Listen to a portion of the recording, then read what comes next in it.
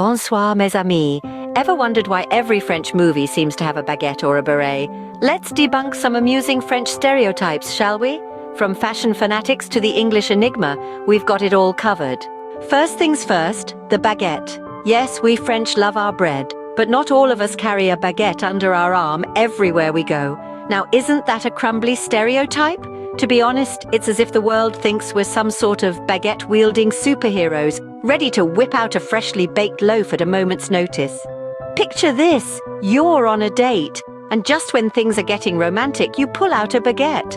Or imagine being at a job interview, and the interviewer asks for your qualifications, and you present a baguette.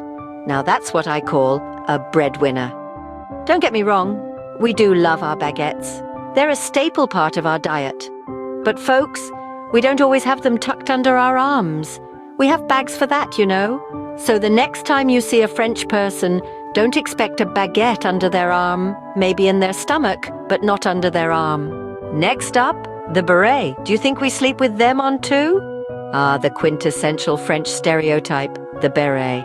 Now you wouldn't believe how often people picture us French folks waking up, popping on a beret and declaring, "Voila, I'm ready for the day." But let's clear the air here. Yes, the beret is a French creation, and yes, it does look rather chic, doesn't it? But the truth is, not all of us don a beret every single day. It's like saying every American walks around with a cowboy hat on.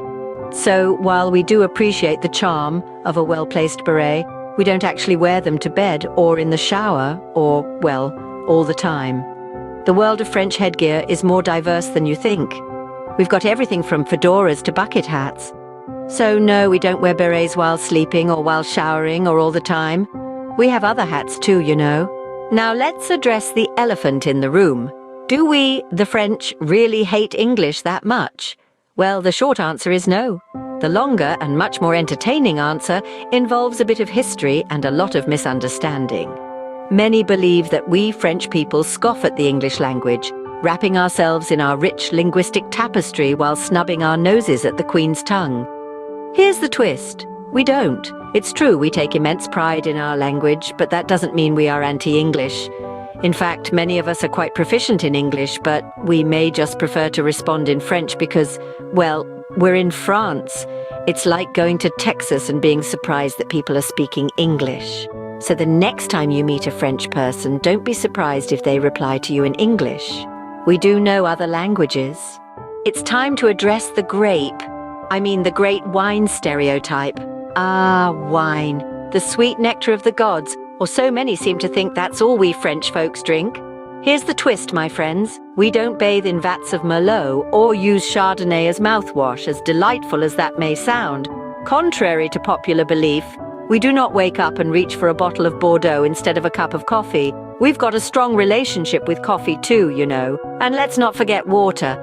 Yes, we do drink water. It's almost as if people imagine us sipping on a glass of Cabernet Sauvignon while doing our taxes or jogging in the park. I assure you we are not constantly swishing and sniffing every liquid that comes our way. So no, we don't have wine for breakfast, but a glass of wine with dinner? Now that's a different story.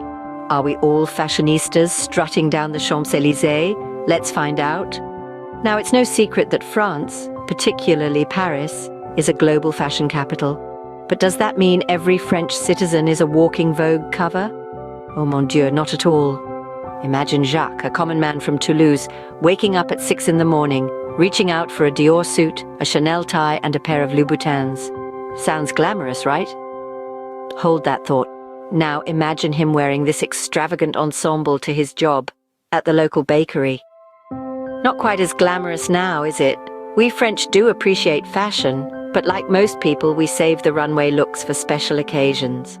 On a regular Tuesday, we're more likely to be found in comfortable jeans and a simple shirt. So yes, we love fashion. But no, not all of us dress like we are walking down a runway every day. Last but not least, let's talk about the white flag. Do we really surrender that easily? Ah, the surrender syndrome. This stereotype has been floating around for quite some time, painting us French as a bunch of cowards ready to throw in the towel at the first sign of trouble. But let me tell you, we're made of sterner stuff. Picture this. You're in a game of chess, and your opponent is a grandmaster. You might think, oh la la, I should surrender now. But no, we French, we play until the bitter end, even if we're down to our last pawn. Why? Because we have a flair for drama and a love for the unexpected. We're not surrendering, we're building suspense. So, there you have it. We are not the surrender monkeys some people make us out to be. We're more like suspense monkeys, swinging from one thrilling moment to the next. Well, that was a fun journey through some of the most common French stereotypes. We delved into the world of baguettes, berets, and the puzzling English enigma. We even dipped our toes into the sacred waters of wine worship and strutted down the runway with our fashion fanatics. Not to mention, we tackled the surrender syndrome head-on. From our bread-loving bakers to our stylish trendsetters, we've shown that these stereotypes, while sometimes amusing, are just that, stereotypes. They are the crust, not the whole baguette, if you will. So the next time you meet a French person, remember to look beyond the beret. Hope you enjoyed our little tour of French stereotypes.